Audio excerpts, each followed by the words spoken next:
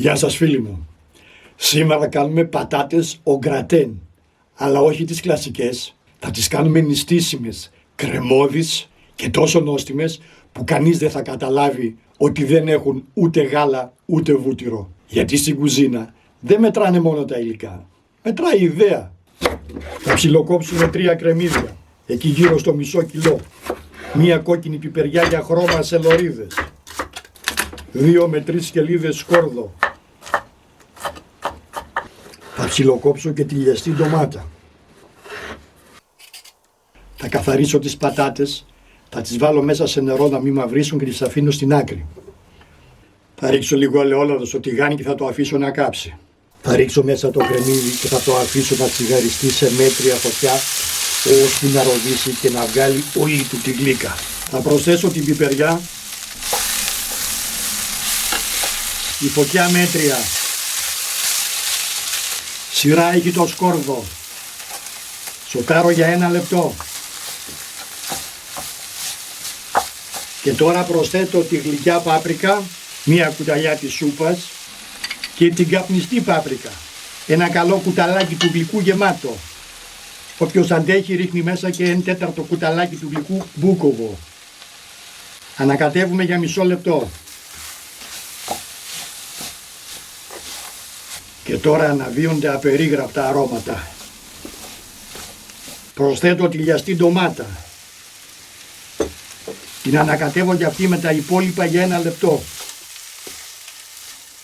Κλείνω τη φωτιά και αλατοπιπερώνω.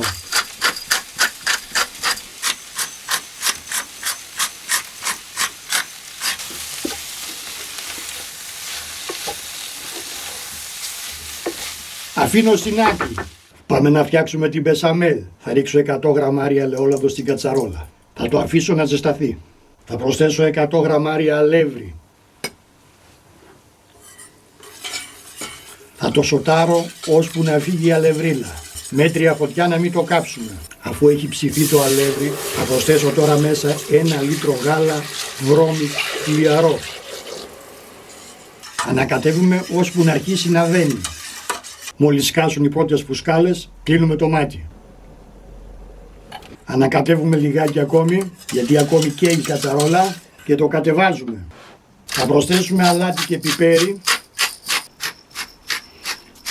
και μισό καρπό μοσχοκάριδο. Το ανακατεύω και το αφήνω για λίγο στην άκρη. Δοκιμάζουμε στο αλάτι και αν χρειαστεί διορθώνουμε. Τις καθαρισμένες πατάτες θα τις περάσω τώρα από τον τρίφτη, από τις χοντρές τρύπες. Άφησα αυτή τη δουλειά στο τέλος για να μην μου μαυρίσουν. Θα ρίξω και στην πατάτα το ανάλογο αλατοπίπερο. Θα προσθέσω και τα λαχανικά.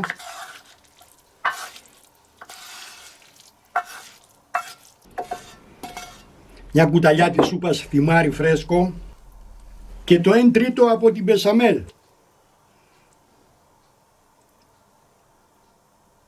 Θα τα ανακατέψω όλα μαζί.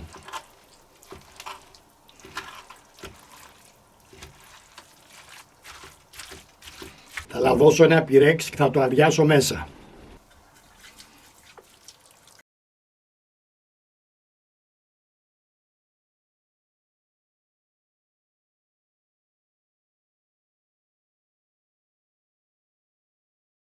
Θα το ισιώσω λιγάκι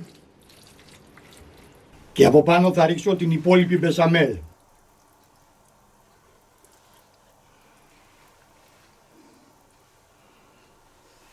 Έτσι μπόλικια. Θα την ισιώσω λιγάκι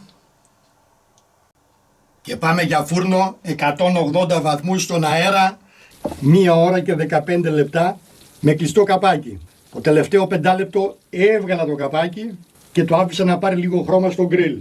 Εννοείται ότι θα το αφήσουμε να κρυώσει λιγάκι πριν το κόψουμε. Και επειδή είναι νηστίσιμο και δεν έχει τυριά από πάνω για να κάνει ωραίο χρώμα, θα το πασπαλίσω με λίγη πάπρικα γλυκιά. Για όλα υπάρχει λύση. Για να κόψουμε. Έπρεπε να το είχα αφήσει να κρυώσει λίγο παραπάνω για να σφίξει ακόμη λίγο, αλλά δεν πειράζει, μια χαρά είναι. Στην υγειά μας. Και τώρα για το μάτι ρίχνουμε και λίγη πρασινάδα.